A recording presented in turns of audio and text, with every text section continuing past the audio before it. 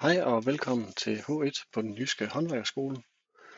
I den her video vil jeg gennemgå lektionsskitse 1, som er den første opgave, I får udleveret i teori. Opgaven omhandler, hvordan man overfører højder og bredder fra et billede til et andet, og hvordan man lægger profilerne ud. Hvis vi starter med at læse opgaven, så kan der se her, at tagfladens skærelinjer indtegnes i plan. Der udlægges profil af spær, balm samt grad og killinjer. Mål 1-100. Og det der målforhold, hvis nu jeg prøver at klippe et stykke papir ind, så vil det se sådan her ud i størrelse, når I åbner en ny template. Så trykker I på firkanten, skriver SC, Scale, så trækker I ud, og så skriver I 100, Enter. Og nu har jeg faktisk et stykke papir, der i målstoksforhold passer til det projekt, jeg skal arbejde med. Så kan vi lige prøve at flytte det ind her. Sådan. Så kan man se, nu matcher omridset af et A3-papir selve opgaven. Så stod der, at vi skulle tagfladens skærelinjer indtegnes i plan. Og der har vi et planbillede her. Og vi kan se, at kippen på tilbygningen her, den ligger midt for. Og så kan jeg overføre den til min plan med en projektionslinje. Så det går jeg op og vælger. Skriver L for linje. Tager kippen og fører den ned. Så kan jeg faktisk også finde mit skæringspunkt på hovedbygningen. Og det kan jeg gøre ved at offsætte et mål. Offset. Klikker vi her. Tager kip. Det var midten. Og fra samme side og sætter ind. Så skriver vi lige match prop. Og laver den orange også. Sådan. Nu har jeg faktisk indtegnet midterlinjerne på mit tag. Så nu skal jeg til at finde ud af, hvor de her punkter så lever op til i forhold til de skæringspunkter, der er. Og der kan jeg jo se, at min grad, den løber herind til, så den fører jeg ned til det her punkt. Og det samme gør jeg herovre. Sådan. Nu har jeg faktisk fundamentet for at tegne mine grader på mit hovedhus, så det vil jeg gøre med det samme. L, og går op og vælger en optegning fra hjørnet op til skæringspunktet og tilbage igen. Det samme gør jeg herovre fra hjørnet op til skæringspunktet tilbage igen. Så mangler jeg faktisk bare at lægge min kiplinje ind, og den ligger selvfølgelig her midt for. Så har jeg tegnet taget. Så skal jeg imidlertid finde ud af, hvordan, når jeg så når til at skal indtegne det lille tag her, så kan jeg starte med at offsætte min længde herfra, og hvor taget går ind og skærer på hovedhuset. Offset. Klikker. Tager min facade og sætter ind. Match prop. Og laver den orange. Så nu har jeg i hvert fald, hvor kippen rammer. Så skal jeg jo finde ud af, hvor jeg skal starte fra. Og der tager jeg en linje. Positionslinje. Og så har jeg jo punktet heroppe. Jeg har ført min midte ned. Så nu skal jeg herned, hvor den skærer her. Det gør den der. Og der. Så nu har jeg et punkt her og et punkt her, som jeg egentlig skal forbinde ned i min plan. Jeg lige trimme det væk, jeg ikke skal bruge her. Det var dem der. Vi tager en ny linje. Optegning. Den starter her, går herop og går tilbage igen.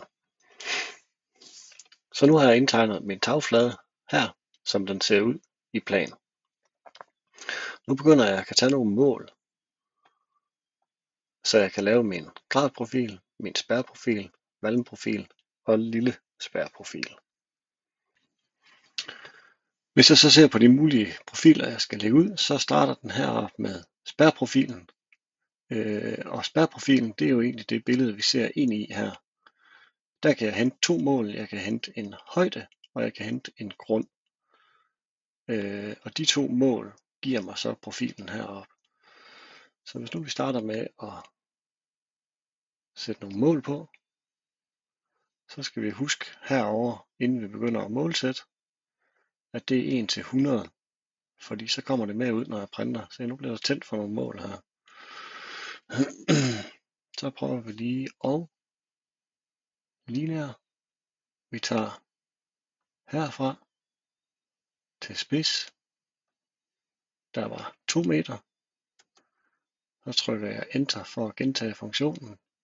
Så træder jeg fra stern til kip, og der var 2 meter. Så kan jeg begynde at offsætte heroppe. Nu jeg laver en linje på enden her. Bup. Så kan vi lige prøve at offsætte den. Og den vil vi gerne have 2000. Så klikker vi her. Bum. Og vi vil også gerne have den sat 2000 op. Så vi offsætter 2000 op. Og så tager vi en linje og tegner fra 0 og herop til. Og den skal vi selvfølgelig lige have ført op. Så der tager vi en positionslinje, sætter på, fører op.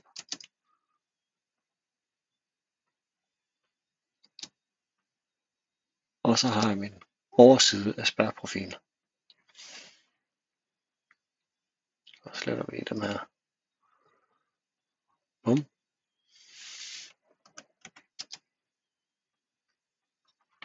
Sådan. Nu ved jeg i hvert fald, at jeg har oversiden her. Så skal vi lige op og se, står der noget om. Der står ikke noget om, hvad dimensionen er. Så det her, det må være tilstrækkeligt. Så vil de gerne have lavet en valmprofil her i opgaven. Og valmprofilen vil jo være, hvis der står et helt spær i det her sidebillede. Så der kan vi bruge de samme mål. Vi har en højde, og vi har en bredde. Så laver vi en linje. Bum. Et eller andet sted her. Sådan. Og så offsætter vi den 1500. Det var mit grundmål her. Den tager vi hen. Og så offsætter vi højden, som er de 2000.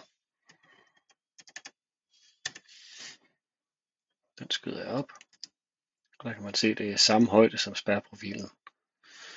Så skal vi lige have forlænget vores linje. Det gør vi sådan der. Og vi har optegning heroppe i lagene. Så tegner vi bum op til kip. Og match prop.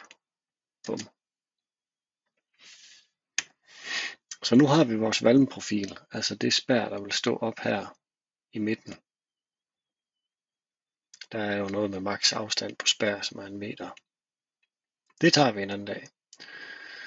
Lille spærprofil, det vil jo så være det spær, der står her på vinklen eller tilbygningen, om man vil. Så det skal vi også lige have sat nogle mål på. Og jeg tjekker, cursoren står i 1 til 100. Jeg går op og tager noget målsætning i min lag. Jeg tager et lineær mål.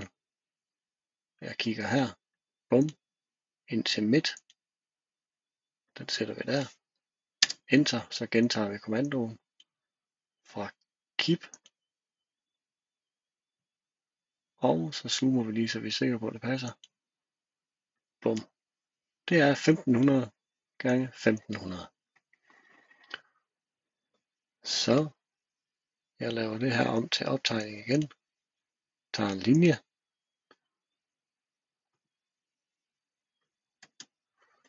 Og jeg offsætter 1500.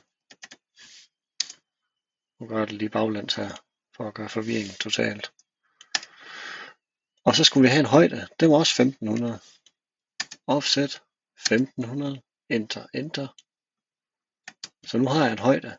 Og det kan man også se, der er jo forskel på de to højder her. Det er der altså også herovre. Så tager jeg en linje.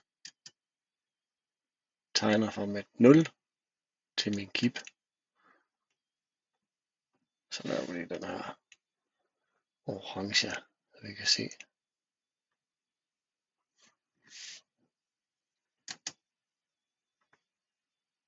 Bum.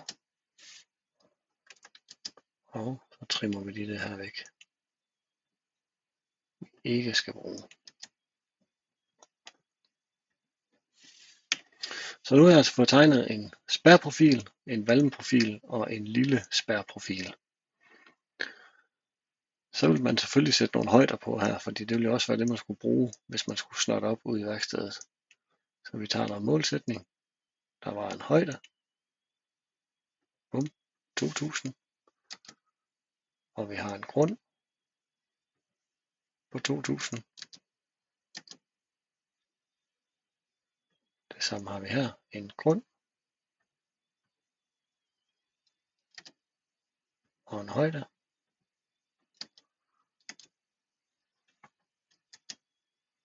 En grund. Og en højde. Og når man sætter mål på her, så er det altså vigtigt, at den står i 1 til 100 hernede i hjørnet, fordi ellers vil jeres mål ikke komme med, når I printer tegningen ud. Det sidste billede, vi skal have lavet, er gradprofilen, og gradprofilen er det stykke spærtræ, der står op her i hjørnet. For at få de mål, så skal vi have offsat en grund, og det er den længde, vi har herfra og herind, og det er et vandret mål, når vi tager det i plan. Så vi trykker offset, enter, jeg klikker her på spidsen, og klikker på kip, og så tager jeg min linje, der ligger herovre, og sætter ind. Så skal jeg have lagt en højde ind, og højden, den render helt til kip, og det kan jeg jo se heroppe og her, at det er 2000. Så jeg trykker offset igen. Jeg tager derfra stern til, vi skal lige zoome ind her, bum, kip, og går ned og tager min linje og offsetter. Så for at finde ud af, hvor punktet ligger deroppe, så tager jeg igen en positionslinje, linje, og sætter den op. Bum. Nu kan jeg tegne fra stern til kip. Og der går jeg selvfølgelig tilbage i optegning, linje, 0, kip. Således. Og så kan vi lige tage den her og slet. Nu har jeg tegnet med en gradprofil, og den skal vi selvfølgelig også have sat nogle højder på. Linjer, 1 til 100. Jeg tager min grund.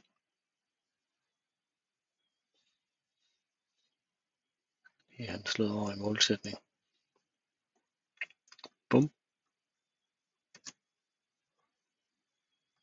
Og en højde. 2000. Og det mål her, altså om det er 0,3 eller det er 0,0 eller 0,2, det vil være afhængig af, hvordan jeres AutoCAD runder op og ned. Det skal I ikke hænge jer så meget i. Så nu har vi de profiler, vi har bedt om at forlade, og vi har sat mål på de mål, vi skal bruge. Vi kunne godt sætte mål på herover også. Så skal vi bare lige vælge den, der hedder Aligned, og så klikker vi her og her, og sætter det samme mål på. Så kan vi se, hvor tingene ligesom hører til. Man kan også sætte et mål på her. Det vil være det vandrette mål. Og det handler om det her, det er jo, at I kan gemme tegningen på jeres computer, og så kan I gå tilbage og finde ud af, hvor var det nu, jeg fandt de der forskellige ting henne. Godt. Så som det sidste skal I gemme tegningen på jeres drev, og så kan I gå videre til næste lektionsskitse. Tak fordi I så med.